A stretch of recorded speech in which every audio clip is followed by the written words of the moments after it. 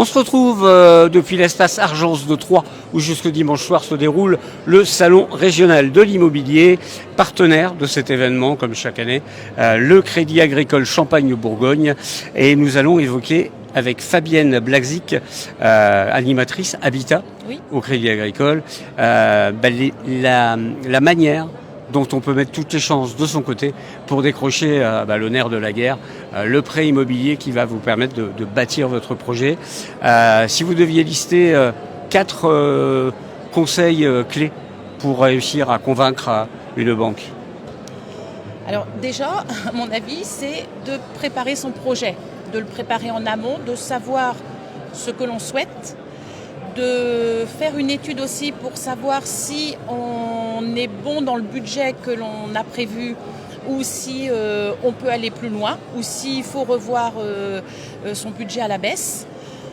Déjà, donc de bien préparer son projet, probablement en ayant aussi économisé, en voyant s'il n'y a pas un saut de charge. Entre le montant du loyer. Un saut de charge, voilà, ça veut dire la différence de ce que ça va vous coûter sur un mois si vous achetez. Alors, c'est ça. En fait, le saut de charge, ça va être aujourd'hui si on est locataire et que demain on veut être propriétaire.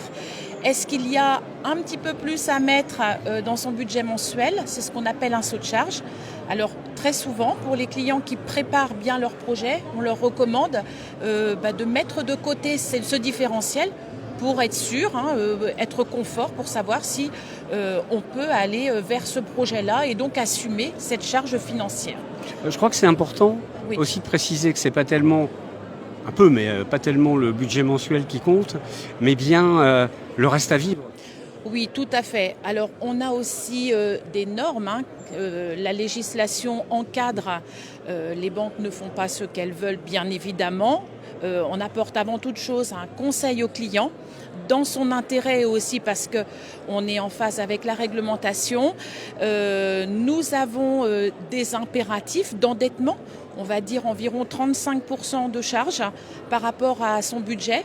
Le 35% va être pour l'investissement immobilier, le budget mensuel que l'on peut y consacrer. Et puis, quand on devient propriétaire, il ne faut pas oublier qu'il y a des charges que l'on n'a pas quand on est locataire. Donc, c'est aussi le rôle du banquier que de l'aider à préparer ce projet et à lui donner au client les bons conseils. Le Crédit Agricole Champagne-Bourgogne, c'est combien de prêts chaque année, prêts immobiliers ? Alors, combien de prêts immobiliers? C'est beaucoup. On correspond à peu près à 25% de part de marché. Donc c'est pas neutre. C'est vrai que c'est une grosse machine. On répond au plus près du client en lui l'aidant à préparer son projet. Et notamment, vous avez beaucoup d'agences sur votre territoire.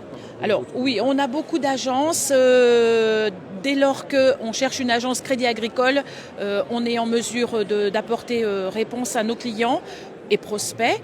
On a aussi un service IMO en ligne, donc qui permet aussi aux clients d'avoir une étude immédiate et même un accord de principe immédiatement. Et après, on valide avec un conseiller, on affine avec un conseiller, mais on a déjà cette première approche, donc que l'on soit client ou prospect. Et puis surtout, tout au long de la relation avec, dans l'étude du projet et même après, jusqu'à la concrétisation de l'acquisition, enfin de la signature chez le notaire, on a un système qui permet à notre client, par une application, à être acteur de son projet. Ça s'appelle l'espace projet Habitat.